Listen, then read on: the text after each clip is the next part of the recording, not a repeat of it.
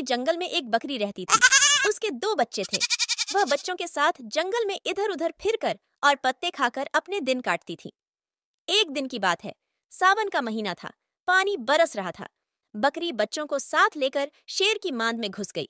शेर शिकार करने के लिए बाहर गया हुआ था। कुछ समय के बाद शेर आया और अपनी मांद में किसी को गुस्सा हुआ देख चुपचाप खड़ा हो गया। वह चिल्लाया, मेरी मांद में कौन गुस्सा है? जल्दी बाहर निकल, नहीं तो मैं मार कर खा जाऊंगा। मांद के भीतर से बकरी बोली, मेऊ मेऊ काली मोर लाल लाल आंखी, 10 बाघ खाऊं 20 बाघ की पेट रखे बाकी। यह सुनकर शेर भागा। जंगल में उसे एक लोमड़ी मिली। वह बोली, राजा साहब कैसे भागे जा रहे हो? क्या बात है? शेर ने कहा, मेरी मांद में कोई भूत आकर बैठ गया है, मुझे उससे डर लगता है। लोमड़ी ने प्रार्थना की, महाराज आप जंगल के मालिक हैं, आपको किसी से डरना नहीं चाहिए। मैं आपके साथ चलती हूँ, देखती हूँ कौन सा भूत है। लोमड़ी ने एक रस्सी से शेर का गला बांधा और अपनी पूंछ भी बांध ली। आगे आगे लोमड़ी चल रही थी, पीछे पीछे शेर डरता हुआ जा रहा था। बकरी ने दूर से दोनों को आते देखा तो वह लोमड़ी की चालाकी समझ गई। मांद के पास ज्यों ही लोमड़ी आई कि बकरी चिल्लाई, अरे यह तूने क्या किया? मैंने तो तुझे 10 शेर लाने को कहा था, तू तो केवल एक ही शेर लाई है। लोमड़ी, तू भी बड़ी चालाक है। यह सुनते ही शेर जंगल की ओर प्राण बचाकर भागा। लोमड़ी भी घिसटती हुई उसके पीछे चली। कुछ दूर जाकर वह मर गई। फिर शेर मांद के पास कभी ना आया। बकरी अपने बच्चों के साथ सुख से रहने लगी। एक आदमी अपनी स्त्री से गुस्सा होकर प्रदेश जा रहा था। चलते चलते उसे एक बंदर मिला। उसने पूछा, भैया आप कहाँ जा रहे हैं? आदमी बोला, धन कमाने जा रहा हूँ। बंदर ने पूछा, क्या मैं भी साथ चल सकता हूँ? आदमी ने कहा, जरूर, लेकिन तुम्हें मेरी सेवा करनी पड़ेगी। बंदर ने सेवा करना मंजूर किया। आदमी और बंदर दोनों बातचीत करते हुए चले। कुछ दूर जाने पर उन्हें एक ग्वाला मिला। वह दूध दही बेचने जा रहा था। बंदर ने नाच दिखाकर उससे एक हांडी इनाम में ले ली। हांडी में दही भरा था। सर पर हांडी रखकर बंदर चलने लगा। आगे बढ़ने पर उसे कुएं के पास रखी हुई एक बहुत लंबी रस्सी दिखाई दी। बंदर ने उस रस्सी को अपने कंधे पर टांग लिया। चलते चलते वे दोनों एक पुराने मकान के नजदीक पहुंचे। रात हो चुकी थी, इसलिए वे दोनों उस मकान के ऊपरी हिस्से में जाकर सो रहे। ये मकान भूतों का था। आधी रात होने पर भूतों का सरदार चिल्लाया, मेरे मकान में कौन है? जल्दी बोल, नहीं तो अभी मार कर खाता हूँ। भूतों के सरदार की डपट को सुनकर आदमी जागा और घबराने लगा। बंदर तो जाग ही रहा था। उसने भी जोर से कहा, मैं महाभूत हूँ।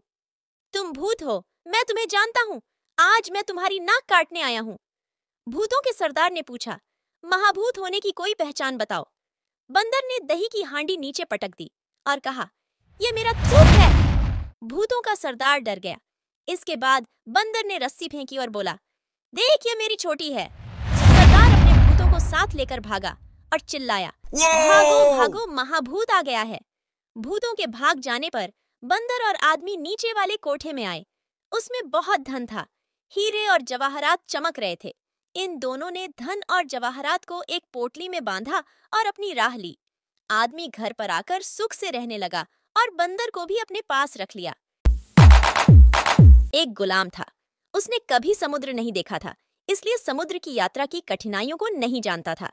एक बार वह अपने मुल्क के बादशाह के साथ जहाज पर सवार हुआ। थोड़ी देर में जहाज समुद्र की छाती को चीरने लगा। गुलाम जिधर नजर दौड़ ढाता, उसे पानी ही पानी दिखाई देता।